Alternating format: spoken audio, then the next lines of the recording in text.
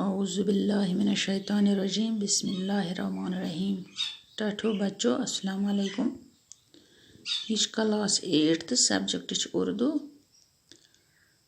اس پورمت lesson computer کا ارتقائی سفر مز اڑہنا کی پڑھنا مکلاو اس آز پر تھی تھو پانس برونٹ کن پن کتاب پیج نمبر 107 کمپیوٹروں کی تیسری نسل کا استعمال 1960 عیسوی سے لے کر 1970 عیسوی تک رہا۔ اس کے بعد 4th جنریشن اور 5th جنریشن کے کمپیوٹر نت نئے ماڈلوں اور سائز میں عام ہوتے گئے۔ اب یہ سلسلہ آگے ہی بڑھتا جا رہا ہے۔ دراصل چپس نام کی ایک شے نے کمپیوٹر سائنس کو کہیں سے کہیں پہنچا دیا۔ چپس کی کارکردگی کا اندازہ آپ اس مثال سے لگا سکتے ہیں کہ سلیکون کا ایک چپ جو سائز میں 1 سینٹی میٹر کا چوتھا ہوتا ہے، اس پر 64,000 بائنری یونٹ کی معلومات ریکارڈ کی جا سکتی ہے۔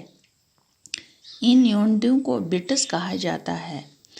چپس کی ایجاد سے کمپیوٹر کی یادداشت کا میدان قریب لامحدود ہو گیا ہے اور کام کی تیز رفتاری بھی بہت بڑھ گئی ہے، یعنی اب کمپیوٹر کے کام کرنے کی رفتار 1 سیکنڈ کے لاکھویں اور کروڑویں حصہ تک پہنچ چکی ہے۔ آج کل کمپیوٹروں کے نئے ماڈل اتنی تعداد میں بنتے جا رہے ہیں کہ شمار کرنا مشکل ہو گیا ہے۔ ایک کمپیوٹر کس مقصد کے لیے کام کرے اور اس کی یادداشت میں کس قسم کی معلومات درج کی جائے، ایسی سہولت کی فراہمی کو کمپیوٹر پروگرامنگ کہا جاتا ہے۔ کمپیوٹر پروگرامنگ کے لیے بہت سی مختلف زبانیں استعمال کی جاتی رہی ہیں۔ اس سلسلے میں 1940 عیسوی سے اب تک سینکڑوں ہزاروں زبانیں بنا کر تجربات کیے گئے، لیکن اب صرف چند اہم اور بامقصد زبانیں ہی کمپیوٹر کی پروگرامنگ میں استعمال ہوتی ہیں۔ کچھ کہا نہیں جا سکتا کہ ترقی کے تیز رفتار مراحل طے کرتے ہوئے ڈیسک ٹاپ،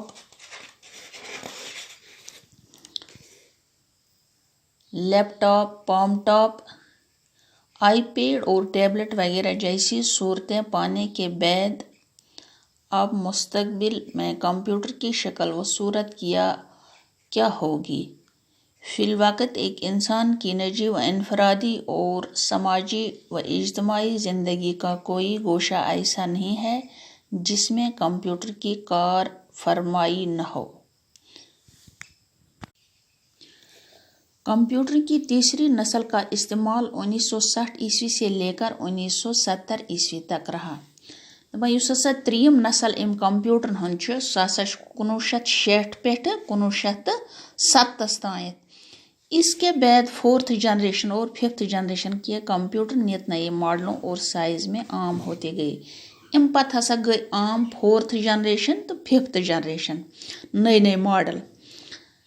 اب یہ سلسلہ آگے ہی بڑھتا جا رہا ہے، لوگ یہ سلسلہ برکن پکنے۔ دراصل چپس نام کی ایک شے نے کمپیوٹر سائنس کو کہیں سے کہیں پہنچا دیا۔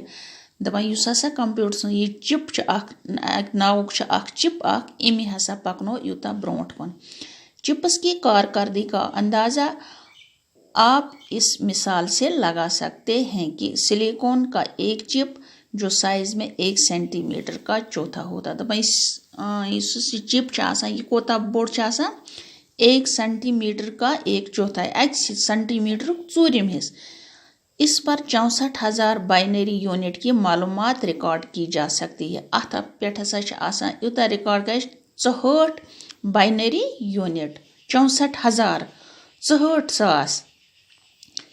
ان یونٹوں کو بٹس کہا جاتا ہے، امن ونان بٹس۔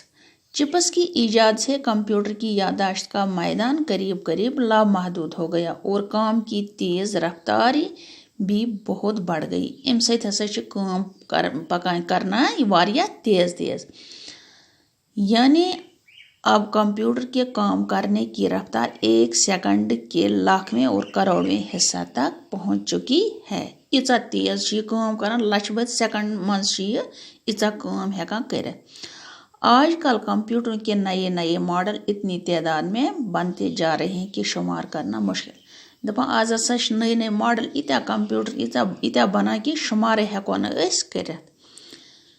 एक कंप्यूटर किस मकसद के लिए काम करे और इसकी यादाश्त में किस किस्म की मालूमात दर्ज की जाए। दपान हेको अत मज थयित तसा हेको थयित कि यूता अत यादाश्त आसान। ऐसी सहूलत की फराहमी को कंप्यूटर प्रोग्रामिंग कहा जाता है। अत वनान कंप्यूटर प्रोग्रामिंग। कंप्यूटर प्रोग्रामिंग के लिए बहुत सी मुख्तलिफ ज़बानें इस्तेमाल की जा रही है। अत हसा हेको वारिया ज़बान इस्तेमाल त करित। इस सिलसिले में 1940 ईस्वी से अब तक सैकड़ों हज़ारों ज़बानें बनाकर तजुर्बात किए। दपा आज अथी सिलसिलस में 1940 ईस्वी पे अब तक सैकड़ों हजार आज तान कि सास बद ज़बान हेच तजुर्बात करित। लेकिन अब सिर्फ चंद अहम और बामकसद ज़बानें ही कंप्यूटर की प्रोग्रामिंग में इस्तेमाल होती है। कुछ कहा नहीं जा सकता कि तरक्की के तेज़ रफ्तार मराहल तय करते हुए डेस्कटॉप, लैपटॉप, पॉमटॉप, आईपैड और टैबलेट वगैरह जैसी सूरतें पाने के बाद अब मुस्तकबिल में कंप्यूटर की शक्ल व सूरत क्या हो गई। फिलवक़्त एक इंसान की निजी व अनफरादी और समाजी इज्तिमाई ज़िंदगी का कोई गोशा ऐसा नहीं है जिसमें कंप्यूटर की कार दपा आज नसा हेको सोच थी कि कोता हेकान इम कंप्यूटर कोता थावान अत मज पत कोता वुचान तो यह कोता तेज पकान यह कोता बन्याव कंप्यूटर सानी जिंदगी हुंद अहम हिस्सा बाकी